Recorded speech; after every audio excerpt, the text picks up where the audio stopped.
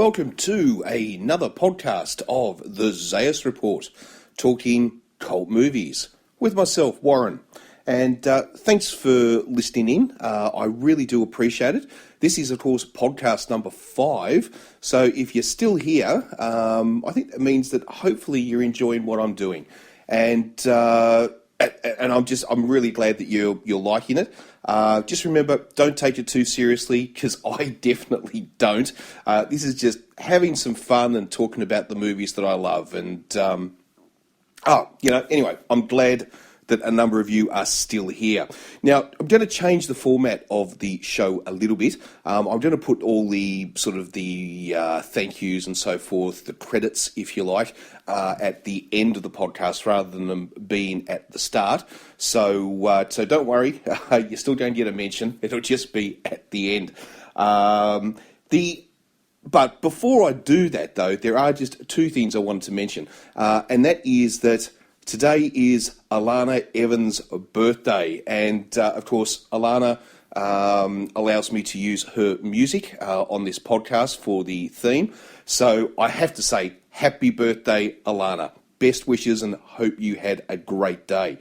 Now, the other thing too I wanted to just quickly mention is that if last podcast, the Scream Queen, or cult movie icon, to be more PC, I suppose, was Monique Parent. And I have to admit, I've got to say a big thank you, because she actually retweeted this podcast on her Twitter. She also posted the link to it on her Facebook, and she actually listened to the show. She actually got back to me and actually said, yeah, I listened to it, it was good. So yeah, thank you very much, Monique, for the Scream Queen of the Week to actually listen to the show and retweet it. I have to say thank you very much. I really do appreciate it.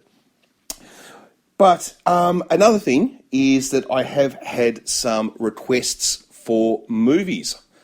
Don't ask me how either. Yeah, some people actually do ask for movies. And some of the ones that have been asked for, I'll just quickly go through, and that is Sharktopus. Now, yes, Sharktopus, I was planning on reviewing Sharktopus anyway, so yeah, don't worry, Sharktopus will be coming.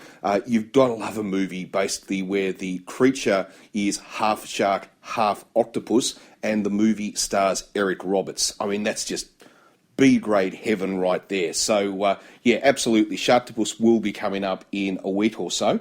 Another one, though, I was asked about is Ultraman. And, hey, talk about Ultraman. Obviously, it's got a huge cult following, but the thing is that Ultraman, of course, is a Japanese TV show that started in the 1960s. It's a bit like Godzilla, Ultraman basically being the hero who every week has to, save Japan from some giant monster. But in 2004, Japan did make the Ultraman movie.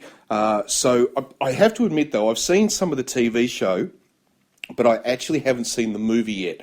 But it is on Netflix, so I will check it out. And yeah, I will talk about it in coming weeks, most definitely. The other one that I was asked about was The Thing. When are you going to do The Thing?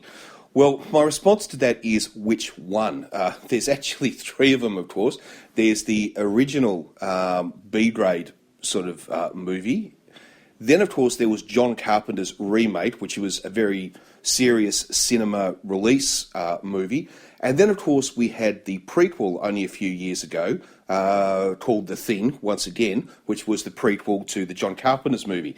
Now, yeah, I think I might like to talk about them. I'm not too sure which version I'd actually talk about just yet, but because one of the things is that the John Carpenter's version of the movie, I think it's a really, really important movie in the history of cult cinema, if you like. And I will try to explain where I'm going with this. It, of course, is a sci-fi horror movie, if you like, and I think it was one of those pinnacle movies that sort of changed everything. You know how we often look at or talk about movies where everything was different before and everything is different after that movie is released, it changes the way that type of cinema is made. Now, I'll give you some examples. Let's say a movie like All the President's Men, serious historical dramas about particular events, especially political events or social events, did change a lot after that movie, was released. Movies got a lot more serious and tried to get a lot more truthful and accurate when talking about, historical bits of our lives, I suppose you would say. Alien. Now, when Alien came out, it changed everything. Sci-fi horror would never be the same after Alien. And, so it changed the whole genre of that style of movie. Saving Private Ryan, obviously no war movie or no decent war movie has ever been the same since that movie was put out. It changed how movies in the war genre would be made all over the world. So that's what I mean by like a pinnacle movie, or a movie that just changes the genre that it's in. But I think that John Carpenter's version of The Thing was very similar in a way. Because it was the first time in a sort of sci-fi horror, any sort of sci-fi or any sort of horror, in a way, that we actually saw an attempt to explain real biology. So it actually dealt with the audience like the audience was actually intelligent enough to try to grasp what was really going on, rather than just, there've been so many movies before that, and unfortunately afterwards as well, where people, drink a bottle of vodka that's contaminated and turn into a monster, or they get bitten by something and then they turn into a monster. And then it's just all about the running and screaming and eating and chewing and, all the rest of it.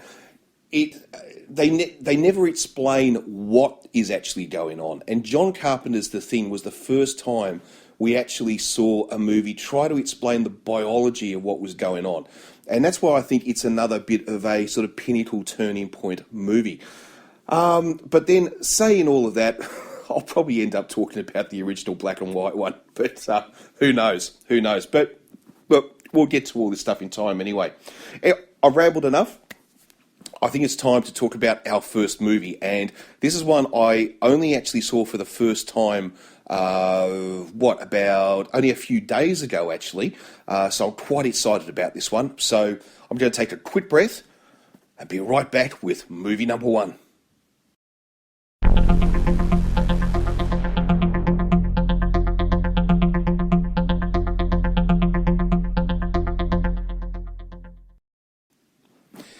Now, actually, one movie I didn't mention when I was talking about turning point movies was, of course, Blair Witch Project, with the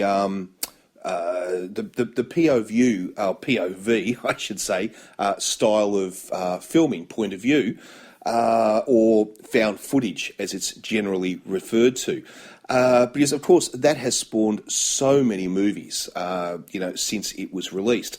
And it leads me on to the movie that I'm going to talk about first, and it's called The Den. Now, this is another found footage movie, and I have to admit, I love found footage movies. So, found footage horror, I just think is great, because it puts us in that the idea that it makes us really part of the movie, which makes it freakier. I think. But I have to admit, I don't think The Den is the scariest found footage movie that you're going to see, but it's definitely a very interesting one, and it definitely will make you think. But we'll get into all of that in just a minute. Now, it's from 2004, what am I saying? It's from 2014, but it was actually released in Russia in 2013. About 6 months earlier, even though it's an American film. So I probably should look into why that is. I really actually don't know. It was directed by Zachary Donahue and stars, Melanie Papalina, I think her name is, who plays the character of Elizabeth. Now, this movie is, I suppose if you're going to compare it to any sort of found footage movie, it's going to be Unfriended, because rather than it being all shot on, or the idea is it's been, filmed on handy cams and cell phones and so forth, this one is actually done in that style, like Unfriended, of video chatting, like the world of Skype and so forth, or Carousel. And this works with all of that. So it's basically a collection of all of the conversations and so forth, all put together to create a film. Now, it's the story is basically about a young woman named Elizabeth who gets a grant, I think it's a university grant, to undertake an experiment and then create a thesis, basically on the world of social interacting, video chat and so forth via the internet. And she uses a site which is called The Den. And it's a little bit like a carousel style where you can swap or just do auto sort of random choosing of various different people. And the idea is that what she's going to do is basically live online for a period of time and record all of her conversations that she has with people and all the different little videos and whatnot that people put up on this site, The Den. And it all goes pretty well at first. She meets some new people, has some interesting chats with some people. She meets some morons, but she meets some nice people. She gets, gotcha'd a couple of times where people try to freak her out and so forth. And it's going along sort of pretty normally until suddenly she comes across a person who posts a video of a young woman being murdered. The video just comes up, and this really shocks her. She doesn't know, is it real? Because she can't identify the person that's actually put this video up. So she goes to the police. The police don't really believe her. They sort of say, look, we'll hand this over to cyber crimes, but look, it's probably not real anyway. It's probably fake. All her friends sort of tell her, look, it's probably fake. It's just done to scare you. And, that's what the internet is. You enter at your own risk. But here's the question, is this just our star being freaked out, or is she entering the world of the dark web? And I think we spoke about what the term dark web means on another podcast. I'm sure most of you know. If you don't, go and look it up. But some strange things start to happen after she has watched this video. Her friends start to disappear, shall we say. She can't make contact with them. It's pretty clear that her computer has been hacked and someone has taken over her machine, all her accounts, finding out all this information about her and her friends. But the thing is that it goes further than that. It goes much further than that.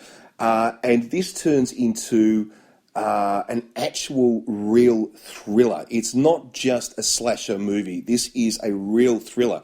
And I have to admit that I didn't guess the ending.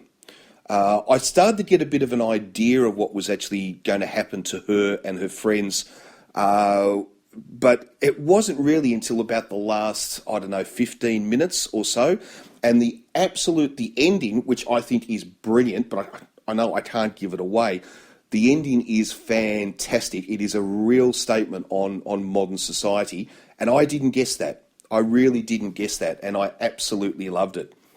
So, I think that this is a one to really go, to get.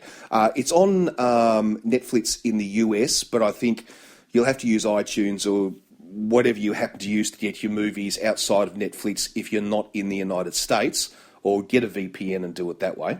I won't say any more, just use the words VPN. This really is worth checking out.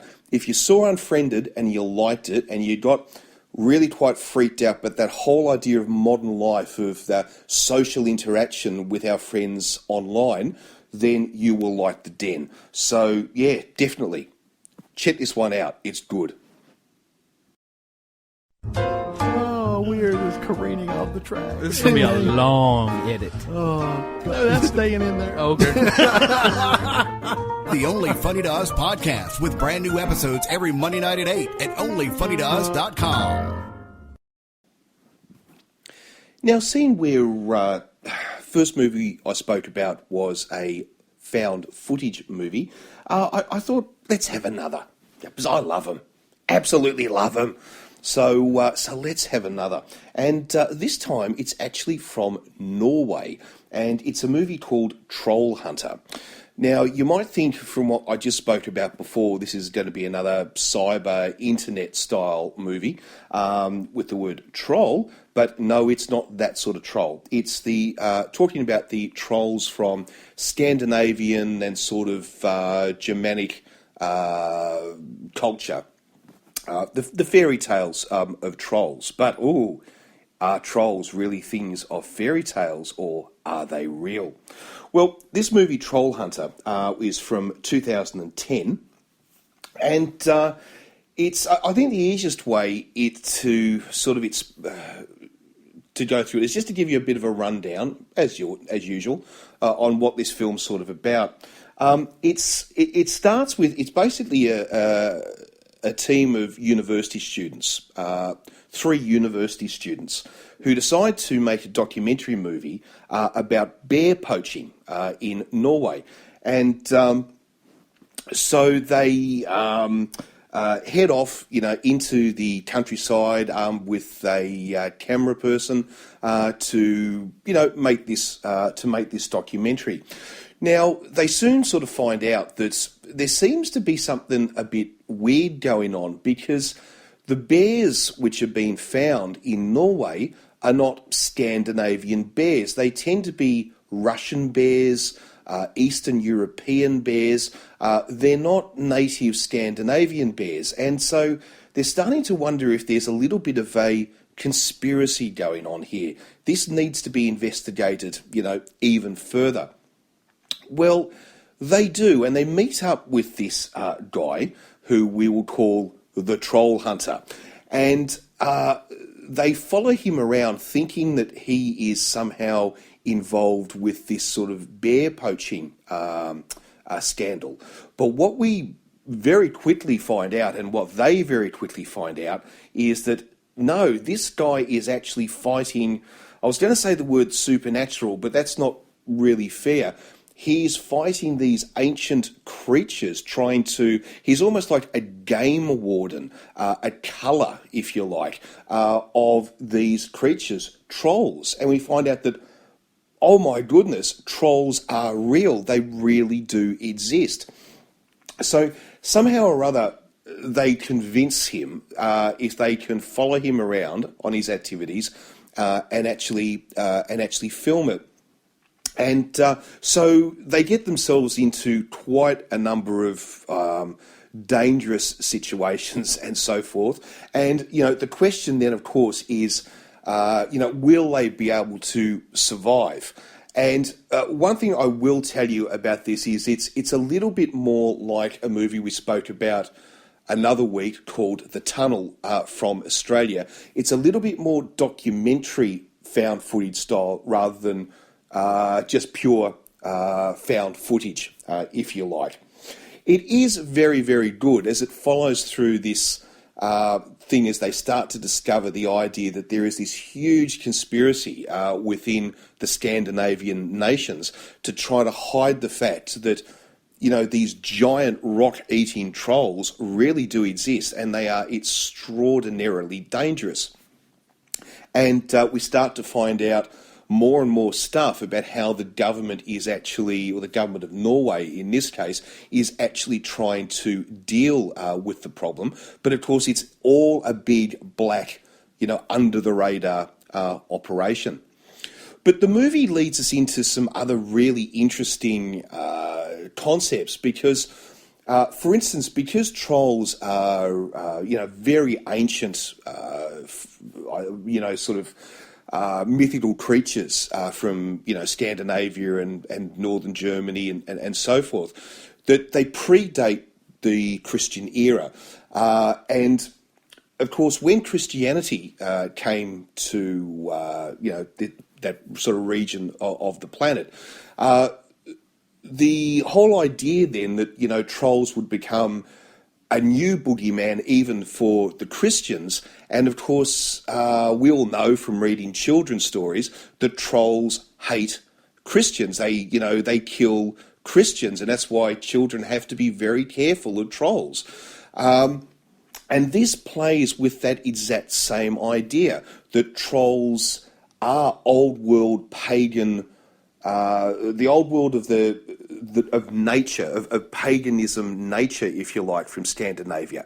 And they do hate and will kill Christians, but they won't hurt anybody who is not a Christian. So it's really interesting that they play along with this idea. But it brings up a really interesting point, because all of this comes from history. First pagan, Scandinavia, then into Christian Scandinavia. But of course, we've got a new world Scandinavia now, which has Jews in it, which has Muslims in it, which has Buddhists in it, all these other different religions, which of course the ancient fairy tales never took into consideration. And there's a great little scene in this movie where one of the cameramen has to be replaced, and they send to Oslo for another university student to come and join them and film. And the troll hunter asks them, is she Christian? Because if she's Christian, she can't come with us because the trolls will smell her out. And she says, no, I'm Muslim. And the reporter, the university reporter, sort of asked the troll hunter, will that be a problem? And he simply replies, I have no idea. That's never, ever happened before. And so it's a really, it plays with another idea. A Muslim believes in the same God as a Christian, so will the trolls hate the Muslim as well? So there's so much in this movie to actually discover. If you like, found footage movies, I really recommend this one. I really do. It is available in both a Norwegian and an English dub. So if you don't want to read subtitles, there is an English dub version of Troll Hunter. It's readily available. Check this one out. It's a winner.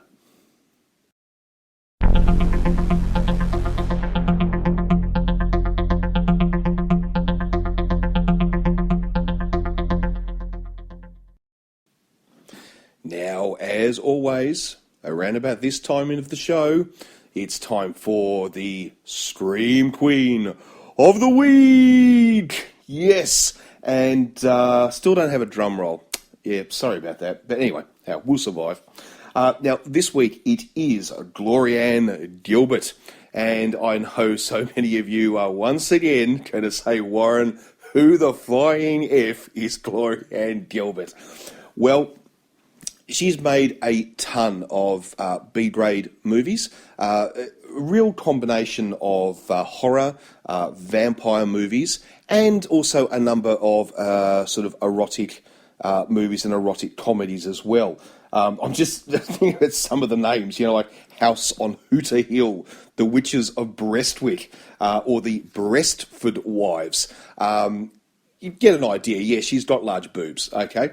But the movie I really wanted to talk about, Glorianne Gilbert, today, is a monster movie, because I'm more in that sort of mood, if you like, for this podcast. Now, the one I want to talk about is Curse of the Komodo, that stars our Scream Queen, Glorianne Gilbert. Glorianne Gilbert was born in 1969 as well, by the way. I was meant to say that before and I forgot. So terrible at this stuff. But anyway, never mind. But Curse of the Komodo is one of her great monster movies from 2004. Now, directed by Jim Wynorski, who... We seem to have a Jim Wynorski movie in every single podcast.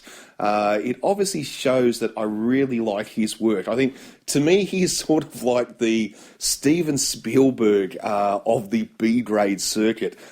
He's he's fantastic. Maybe a bit like Ed Wood, but Jim actually makes really good films. I can't speak highly enough of him. I'm such a big fan. Now, the movie stars are obviously Gloria Ann Gilbert, Timur Bell, Melissa Brissell, and also Jay Richardson. And in a way, you can't have a true B-grade movie without Jay Richardson. He is in so many of them. Maybe one week I should change the Scream Queen and make it a guy and actually do Jay Richardson, because he's made so much stuff. But what's the story of this movie, Curse of the Komodo? Well, it's another winner, okay? Basically, it starts off in Las Vegas, and a group of bandits, if you like, basically they rob the casino and they make their getaway in a small Jet Ranger helicopter. Now, somehow or other, and I don't quite know how this is possible, they managed to fly this tiny little helicopter all the way from Las Vegas out into the middle of the Central Pacific. Now, I think these things have only got a range of a couple of 100 miles, I don't know, but anyway, somehow they managed to land, or crash land, I suppose, if you like, are forced to put down on this Pacific island. Now, the Pacific island is...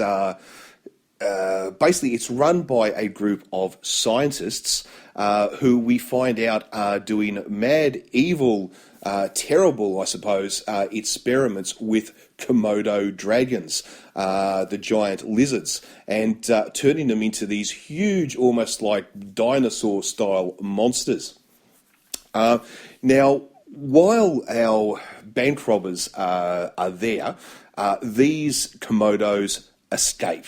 And they start to run amok, Jurassic Park style, on the island. And so, of course, now our scientists who created them and our casino bank robbers have to actually try to escape and fight off the these giant Komodo dragons, who, of course, are slowly eating our cast, one by one every 10 minutes or so.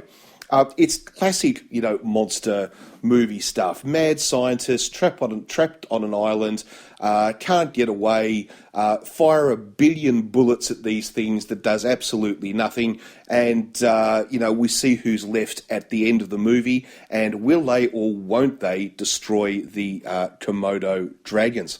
Now, Jay Richardson plays...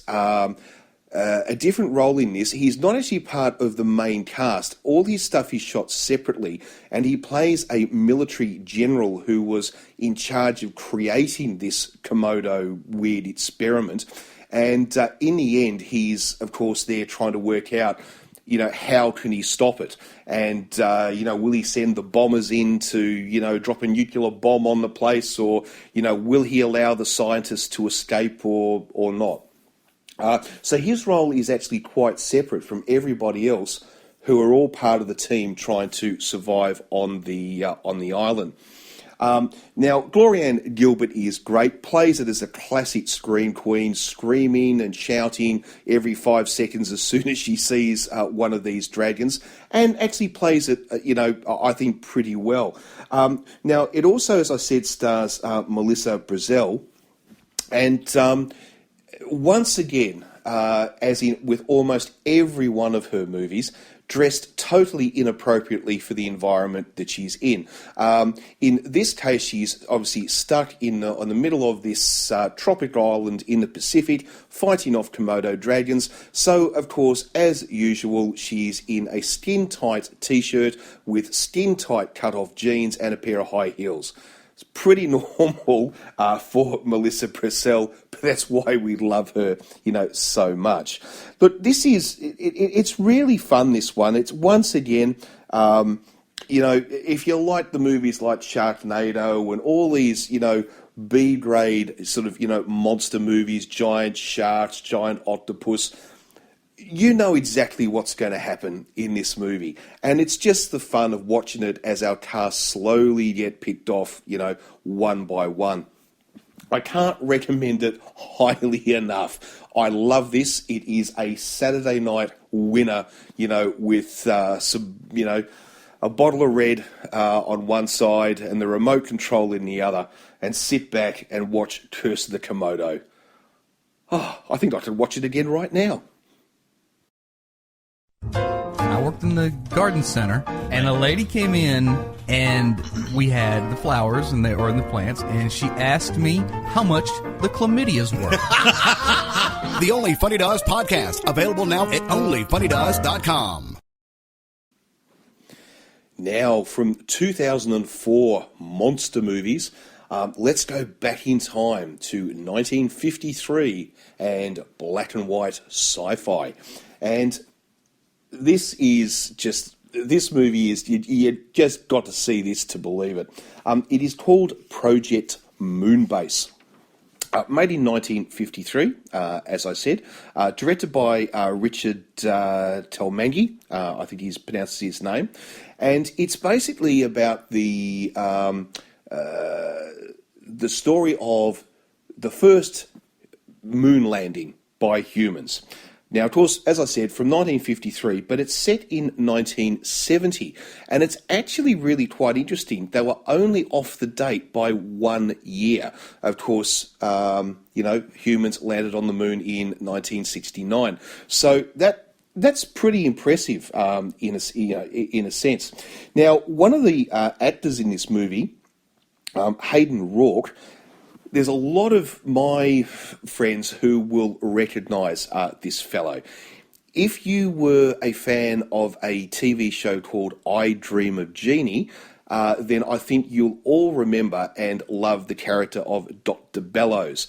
That, of course, is Hayden Rourke, and he plays our general, our sort of commander, if you like, in this movie. And so it's worth it just to see him, in this role.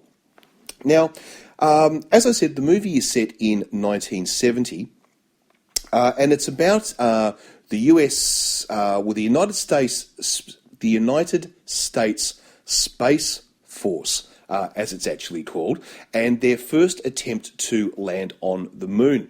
Now, they've already built a space station, which is obviously floating around the Earth, and they intend to use that as a jump-off point and then actually land on the moon. But the film is about a mission which is just meant to be a photographic mission to photograph possible landing sites, and then the mission after that will be the actual landing. But of course, this is a sci-fi adventure, and so of course something is going to go wrong, and in this case, of course, it does, and they are forced to land on the moon. Now, it's really interesting watching this because being filmed in 1953, we have the absolute paranoia of the Cold War. And I mean paranoia, adding a little bit more paranoia on top of a bit more paranoia. The fear of this is expressed, the fear of communism, which is expressed in this movie, cannot be over-exaggerated. Even the astronauts in their spaceship are still carrying guns to defend themselves against the communists, who are referred to in this movie all the time as the enemies of democracy.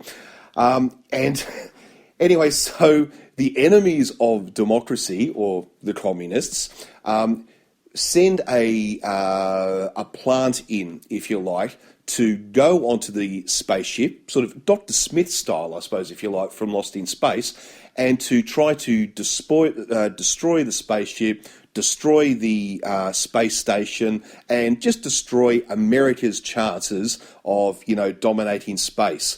And so, of course, they have to be stopped. Now, he gets onto the spaceship and he creates a whole heap of damage and all the rest of it, which forces them, of course, to land on the moon. And then, of course, they have to try to survive on the moon once they're there. that's really pretty much what this movie is about. It's almost a political statement of where America was hoping it would be in 1973 when they made this. Sorry, in 1970 when they made this in 1953. However, for that time, I have to admit the special effects in this movie are excellent. I mean, for a B movie, they're actually extraordinarily good. The spaceships, and I'll put it this way, they're as good as anything that we will see in sci-fi movies for the next 20 years. Their idea of zero gravity is maybe a little bit wrong, and their idea of what would happen to people in space is a little bit wrong.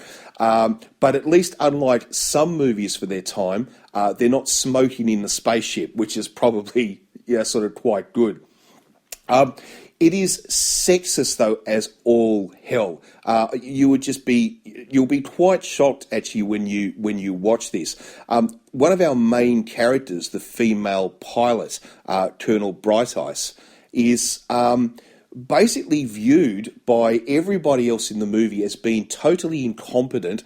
She's portrayed as being totally incompetent, and the men basically put up with her because they sort of say, oh, well, women have equal rights now, so we just have to put up with it. And it is quite literally like that. They're walking around saying they have to put up with equal rights rather than it's the right thing to do.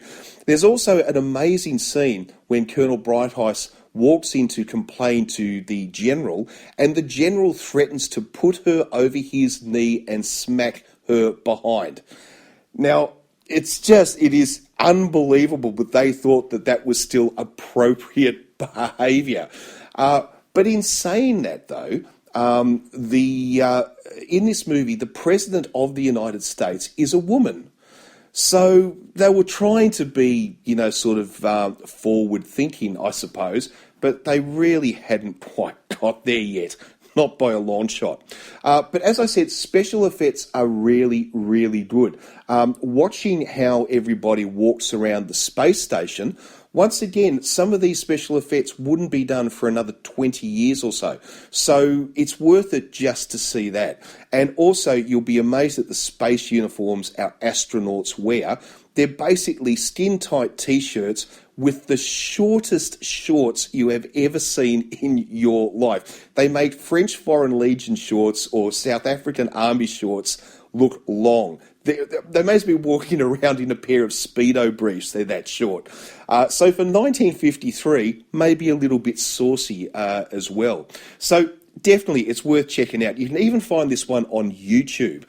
So have a look for it. Project Moonbase. It's pretty short. Only goes for a little over an hour. But if you want to see, where sci-fi was in the 1950s, this is a good one to watch.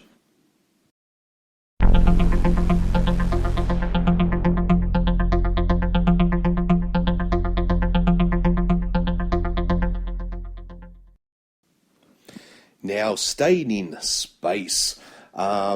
This was a film that I was going to talk about last week and ran out of time. And so here it is. The Green Slime. Oh, what a title. You've got to love it. Now, it's from 1968. And it's part of the Gamma series of films, which I've spoken about before. One of the films I talked about was Wild Wild World. Now, that was set on the space station Gamma 1.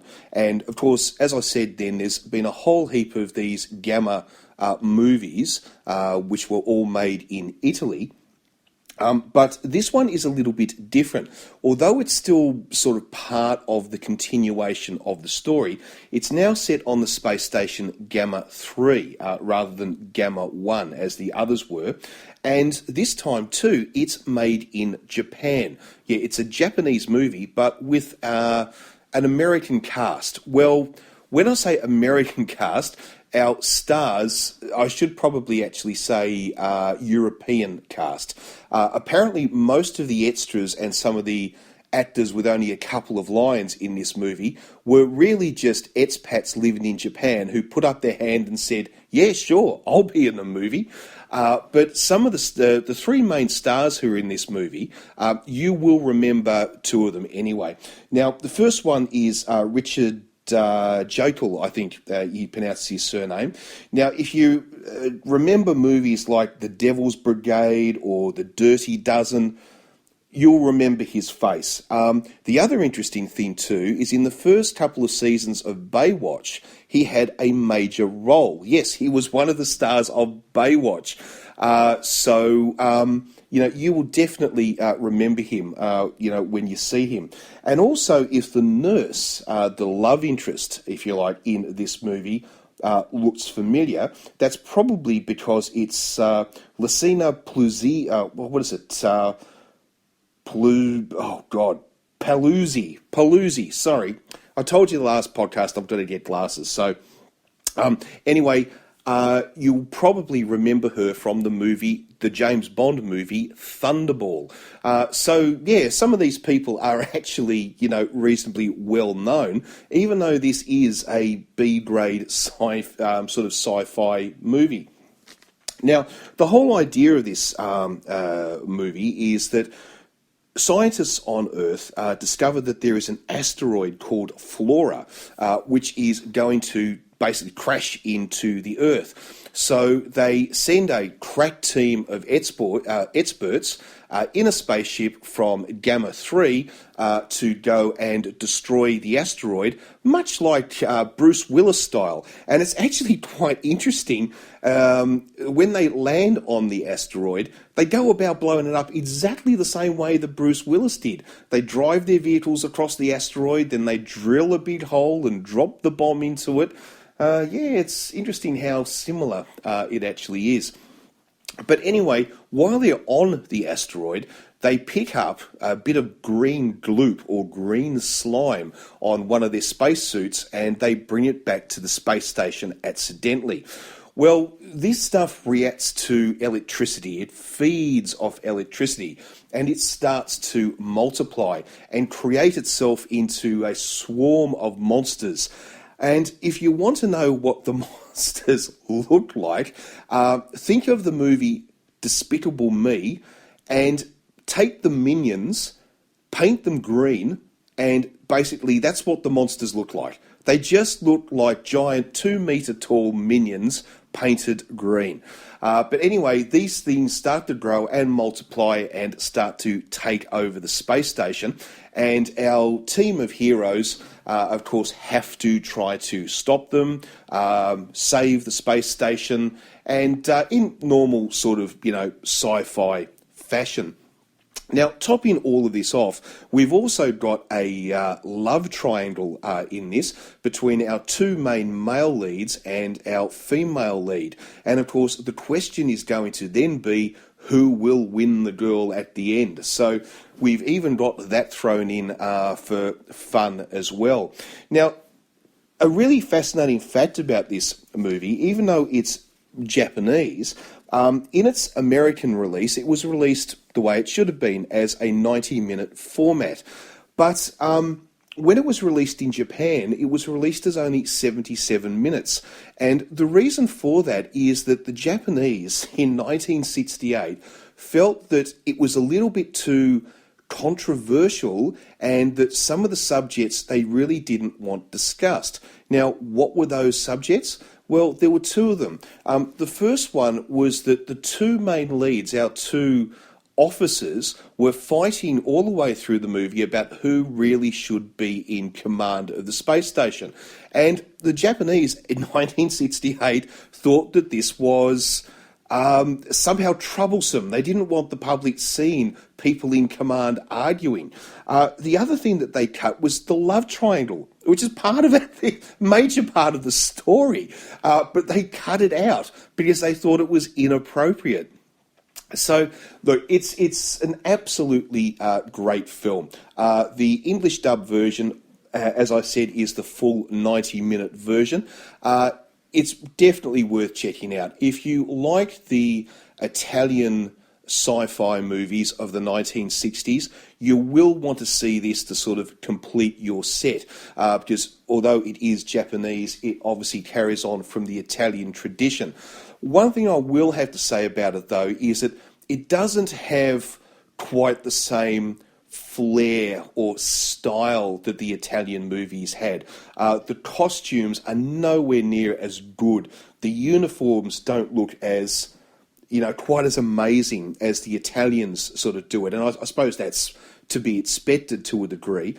But on the upside, much of the model making and special effects in this movie are much better than the Italians were doing it at the time. So, doesn't have quite the style of the Italians, but definitely the model making and the special effects, are a little bit better. So, what is it? 6 of one, half a dozen of the other. But definitely check out The Green Slime. It's if you love that 1960s sci-fi, this is one to watch. It's cheesy, it smells of Parmesan, and I love it.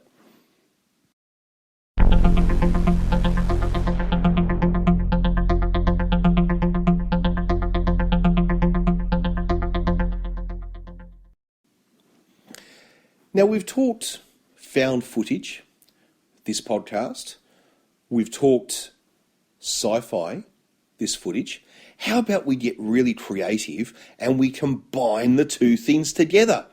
Well, if you do, you end up with a little movie called Apollo 18 from 2011. And this is a found footage movie, which I have to say, a lot of people who don't really like found footage movies, when they've seen this, they've not so much changed their mind, but they have enjoyed this movie. In a way, it is maybe one of the best movies to introduce somebody to the found footage sort of style of movies. Now, it was directed by Gonzalo Lopez Gallego, I think his surname is. Stars Warren Christie, Lloyd Owen, and Ryan Roberts. And it's the story of, basically Apollo 18, which of course, I think most of us, 99.99999% of us know that, of course, there never was an Apollo 18. Apollo 17 was the last manned mission to the moon. Apollo 18 was meant to be launched, but because of budget cuts, lack of interest, the fact that the Soviet Union basically wasn't going to the moon, Apollo 18 never actually launched. And I believe the Saturn V rocket is actually on display in the United States that was actually going to launch Apollo 18. But anyway, I digress. Now, the backstory to this is that Apollo 18 was launched, but it was done under the sort of a black operations. It was taken over by the military rather than NASA, and it was sent up there to put special devices onto the moon that could detect Soviet ICBM, or intercontinental ballistic missiles, heading for the United States. But as this movie goes on, we find out that maybe what the astronauts were told is not really why they were sent to the moon at all. The other thing about this movie too is that it had it didn't have fantastic reviews, but it actually made a very, something like 4 or 6 times its budget back at the box office alone, let alone money it would make, obviously, through television and through, rentals and, all the rest of it. So this movie was actually, a very, very big success. So anyway, get back to the story, I suppose. I keep digressing all the time. I've got to stop doing that. So anyway, the mission is launched, and then the moonlander is obviously sent down and lands on the moon. Now, once they're on the moon, they start to do all their normal sorts of stuff. They gather moon rocks, plant the flag, go for some joy rides in their, little buggy and all the rest of it. And it's all going pretty much like a normal lunar mission should go, with the exception of course, they plant these devices. But as I said before, they start to now suspect that maybe these devices are not there to detect ICBMs. They're maybe there to try to detect something else. Because we notice that some weird things start to happen around the spaceship. For instance, the American flag disappears that they planted. Things seem to be moving around the lander on the moon, where they've left things don't seem to be in the same spot that they put them. Well, their initial reaction is that, well, clearly they think they're not alone. But they're not thinking aliens. They're thinking the Russians are here with us. There must be a Soviet mission which has landed at the same time.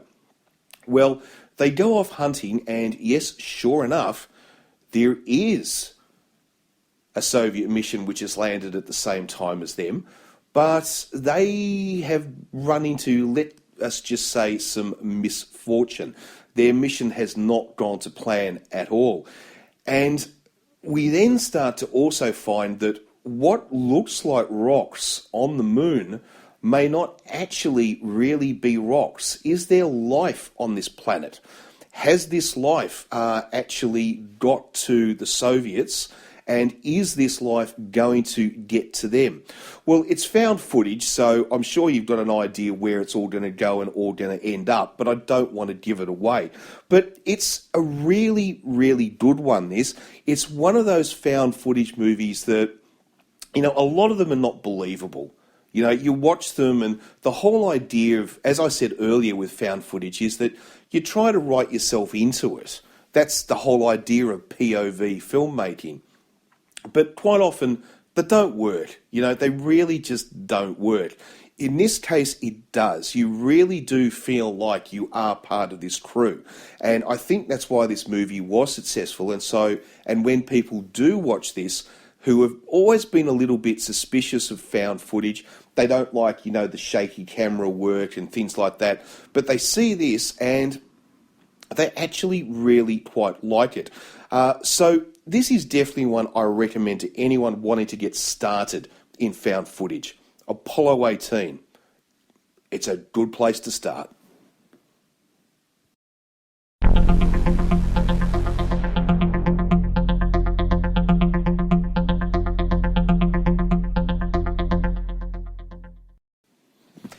Now, last movie of the podcast, and I'll be a bit quick with this one because we're coming up, I think it's on 55 minutes, and I promised that I'd always keep these shows at about an hour. So, you know, so it didn't sort of take too much time out of people's days to listen.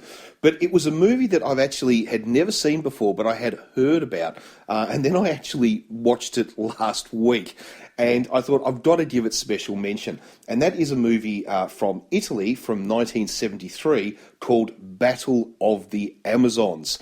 And look, you know, if you love a good gladiator movie, then you've got to love the female equivalent, a good Amazon movie. And this one, I was about to say won't disappoint. Yeah, it will disappoint. It's absolutely terrible, but I still loved it. Now, it's one of the things I liked about it is that unlike so many Amazon movies, they're always set in weird and wild places at weird and wild times.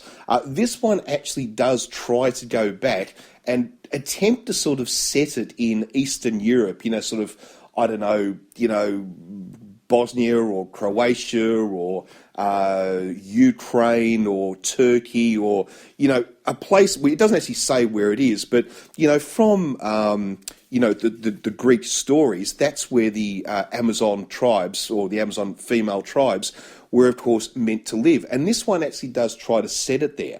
So I sort of thought hats off to that because most of the modern Amazon movies, you know, don't do that.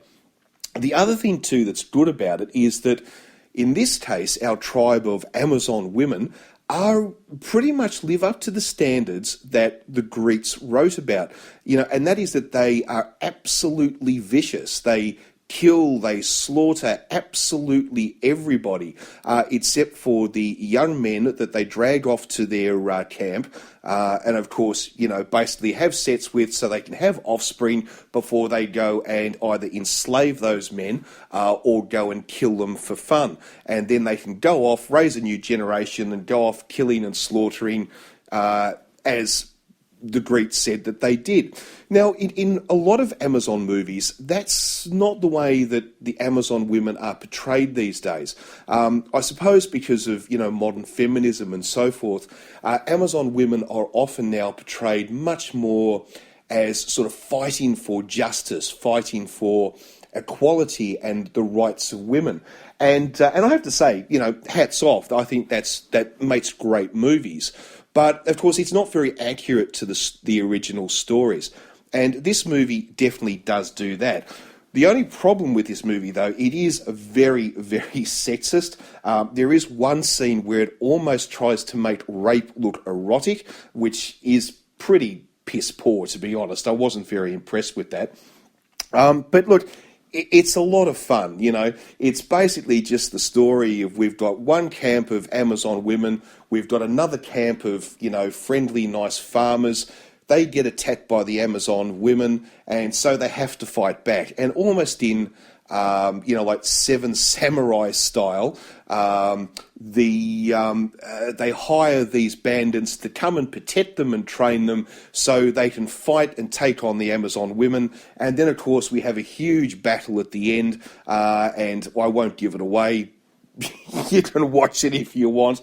But if you like 70s exploitation movies, then it's probably one that you will enjoy. Of course, being Italian, it's dubbed. So the dub is very bad. The sound effects are terrible. They don't always match. But that's, I suppose, makes the fun of it. And it's full of fantastic dialogue, such as, "You murdering bunch of bitches." Yes, sexist Italian filmmaking exploitation from the 1970s. You've got to love it. But as I said in another podcast, you got to judge every movie on the time it was made. You can't go in, put 2016 values on something that was made in 1973. Although, and remember too, the 70s were the pinnacle, the high point of exploitation movies. And we now look back on them with almost fondness and fun, even though they were in some ways absolutely terrible. So check this one out, and you'll absolutely love the battle cry of the Amazon women in this, which is basically, "Ahoy! Ahoy! Ahoy!" Oh my God, this film is bad, but I still recommend you watch it. Battle of the Amazons. Words fail me. Just get a bottle of vodka, insert it intravenously before you sit down and spend an hour and a half watching this one.